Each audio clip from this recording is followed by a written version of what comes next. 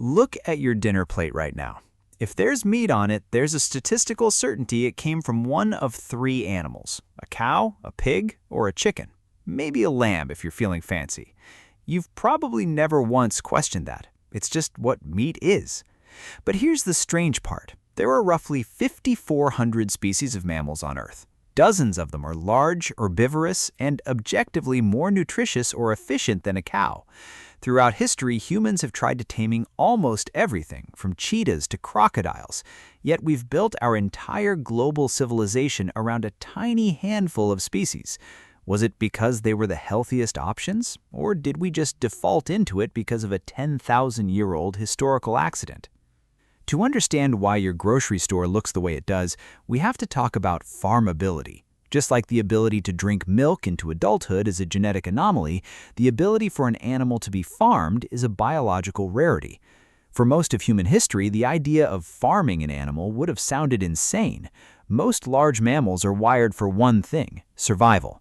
A zebra looks like a horse, but it has a kill or be killed temperament that makes it impossible to herd. A hippo has more meat than a cow, but it's essentially a 3,000-pound aggressive tank. In the source, we see that humans are the only species to raid another's milk supply. Similarly, we're the only species that has successfully rewired the social hierarchy of other large mammals to put ourselves at the top. Most animals simply refuse to run the code of domestication. So why did the cow, the pig, and the sheep win the domestication lottery? It wasn't because they were the nutritionally superior choice. Just as cow milk won because it produced 6 to 7 gallons a day versus a goat's 1 gallon, these animals won because they scaled.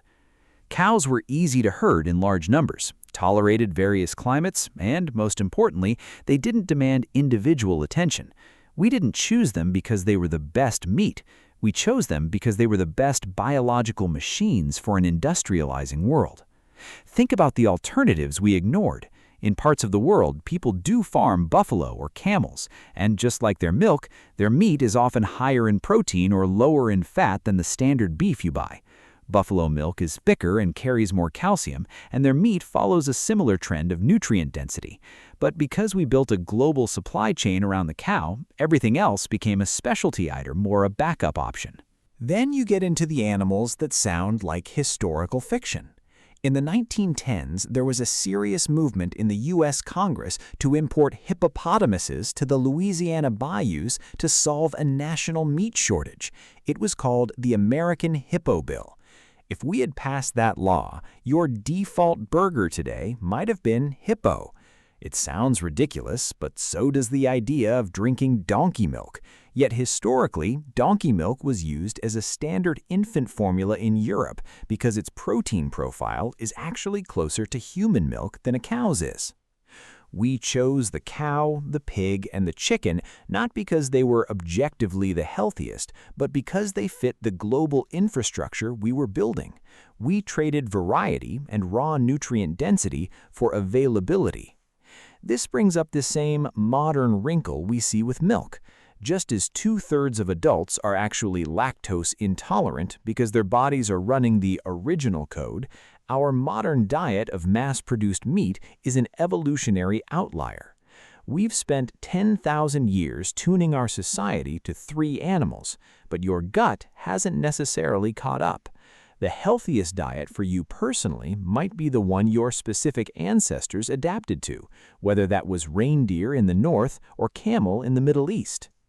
The real takeaway here isn't about which animal is best. It's about how our most basic assumptions, like what belongs on a dinner plate, were built on convenience, not evidence. We assumed the cow and the pig were the standard because they showed up first and scaled fastest. We assume these things are objectively correct, when really they're just what history happened to mass produce.